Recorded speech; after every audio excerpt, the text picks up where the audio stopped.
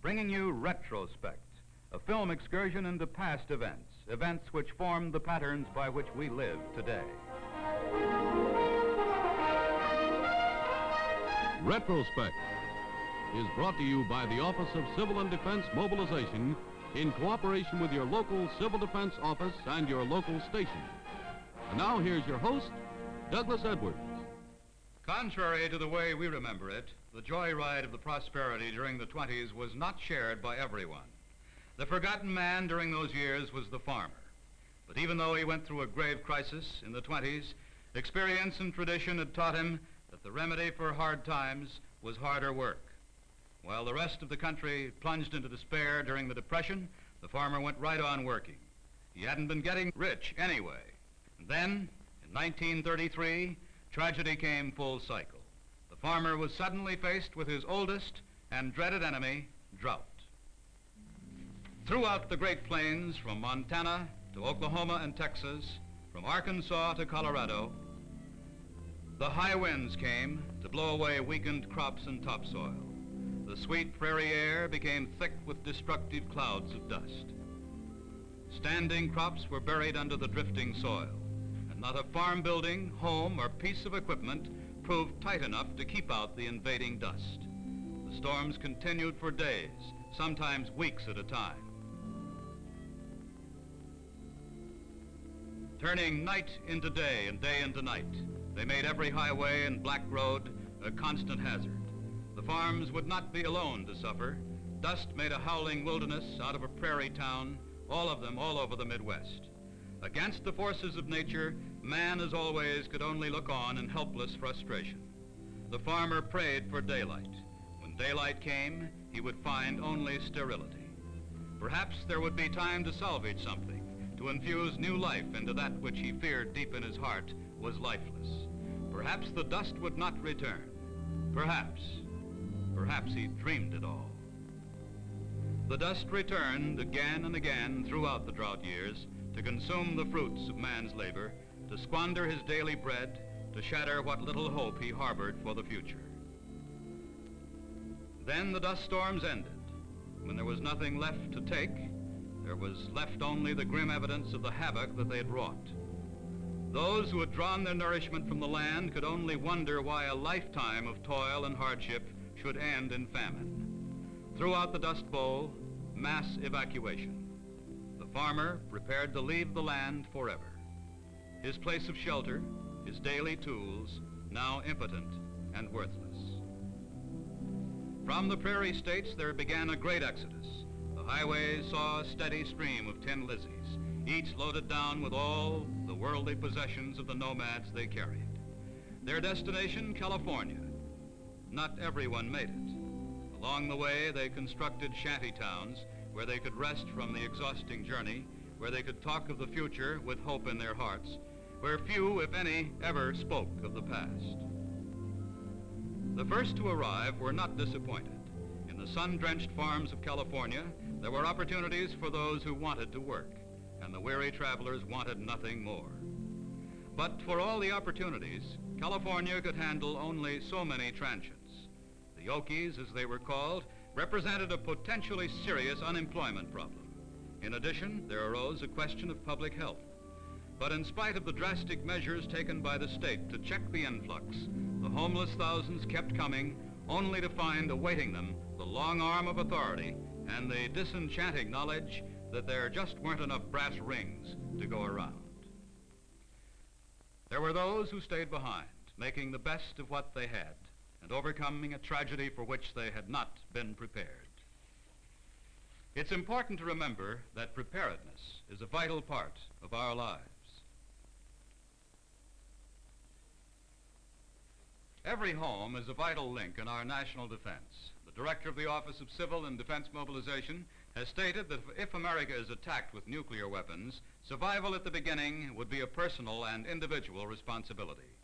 There would be a brief lapse of time before local government could function efficiently. This is the reason the National Plan for Civil Defense and Defense Mobilization, established 2 years ago by President Eisenhower, states every individual must be prepared to survive without outside assistance for at least 2 weeks following enemy attack.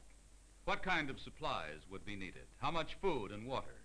Mrs. Norton Pearl, Director of Women's Activities of the Office of Civil and Defense Mobilization, is here today to give us an idea of what we need for shelter living. Welcome to the program, Mrs. Pearl. Be here. Does this shelter look pretty well stocked to you? Indeed it does. And any family with a shelter like this would feel much easier knowing that they're prepared for emergency. Notice how well utilized the space is. This is a very large factor to consider when you store necessary items for a 2-week stay. Well, food seems to be taking up most of the space, Mrs. Pearl. Is there a special list of recommended foods, or is the decision left up to the individual homemaker? Well, it's a combination of both. No government agency can attempt to choose foods for an individual family, but we have drawn up a list of easily stored and easily prepared foods with plenty of vitamins. We suggest that a family rearrange this basic list to suit its own individual tastes. You see, this shelter has been stocked with, well, let's see, with soups, with vegetables, juices, fruits, evaporated milk, beef stew, tuna. It's a well-rounded out food supply. Will the foods have to be changed often? Well, not too often. We recommend that they be used regularly and replaced. Now, the water, of course, should be changed every 6 weeks. And don't forget that there are many good, healthful, processed foods on the market today that are easily stored and will keep for quite a long time. Well, I know they have quite a bit of water stored in the shelter. Is that much water necessary? Yes, it is. We recommend 7 gallons per person for the 2-week stay. But, of course, you can include all liquids in that 7 gallons. And don't forget that your hot water heater is a very good source for water. That's in a basement shelter. Yes. Be sure to include enough cooking and eating utensils. A chafing dish is an excellent idea if the electric power has been cut off. And, of course, there are many other items, too. Well, one I can think of. How about a can opener? Maybe 2, just in case. But another item that's very important is a battery radio. Only on Conrad wavelengths, either 640 or 1240, will we receive information and instruction.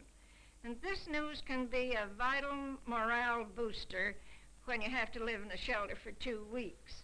Right. Also, you'll see that there are games stored here and books, games for adults and children alike, and this will break the monotony should it arise. And you should plan exercises, too. What other supplies do you recommend storing in the shelter? Well, Mrs. we Pearl? recommend a household toolkit, and a first aid kit is a must. Don't forget either to put special medicines in for your invalids in your family if you have them. 1 or 2 flashlights with batteries, extra batteries for the flashlight and the radio, paper towels, grocery bags, large cans for waste. Well, this shelter certainly seems ready for just about any emergency that we might think of, and we hope never happens, but might. Thank you very much indeed, Mrs. Norton Pearl, for being with us today on Retrospect. As a matter of fact, we should all take our cue from today's shelter and from Mrs. Pearl and start taking the necessary steps to protect our own homes and our own children. Japan became the dominant power in the Far East after her defeat of Russia in 1905.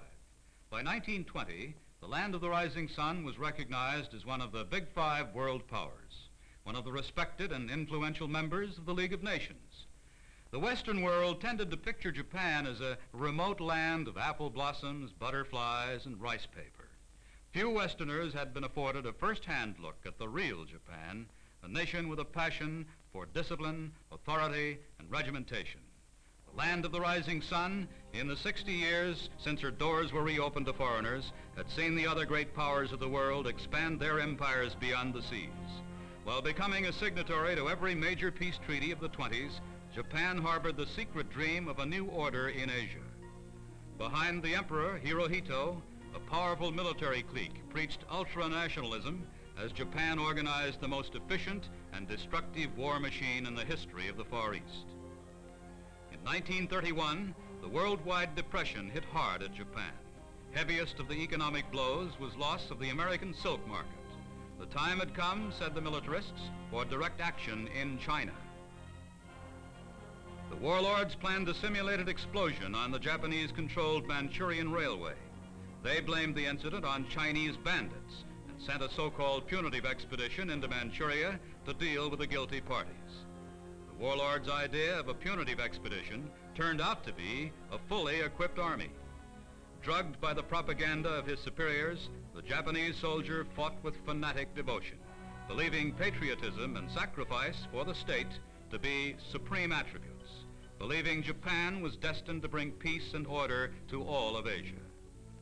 By invading Manchuria, Japan violated 2 treaties she had signed with the United States, the Kellogg-Briand Pact and the Nine-Power Treaty of 1922.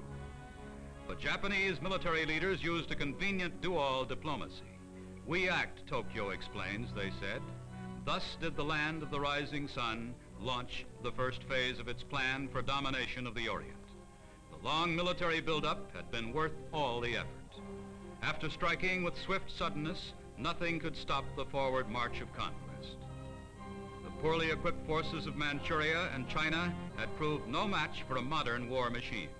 By the end of 1931, the emperor's armies controlled all of Manchuria. In response to a protest by China, the League of Nations appointed the Lytton Commission to conduct an investigation of the Japanese aggression. The commission's report was unfavorable to Japan, but the League proved incapable of adding bite to its bark. Japan served notice and left the League in 1933. In that same year, Japanese army units moved into the Mongolian province of Reho. By 1937, full-scale war had broken out in China. In the first 3 months of this undeclared war, more than 100,000 Chinese and Japanese were killed. After the fall of Beiping came a series of devastating and senseless air raids on the city of Canton, then the rape of Nanking, and soon the blood spilled in China surpassed that of the Civil War in Spain. In the wake of Japanese destruction, China became a land of homeless people. Throughout the decade of aggression, Tokyo ignored a steady stream of protests from Great Britain, the United States, and France. By 1939, Japanese forces controlled over 90% of China's railway system and every large city. She was then ready to prepare for the fateful years ahead. Well, now, an important reminder from Civil Defense. When stocking your shelter, choose foods that are easily stored and rich in vitamins. Stock canned goods in small or average-size cans to prevent waste. Stock enough water to last your family for 14 days. Remember to rotate the food at least once a year and change the water every 6 weeks. The safety of your family could depend on the plans and preparations you make now. For further information on protecting your home, contact your local Civil Defense office or write to OCDM, Battle Creek, Michigan. That's it for now. I hope you'll be looking in next time when we bring you more great films of history as it was made. Until then, this is Douglas Edwards saying goodbye for now.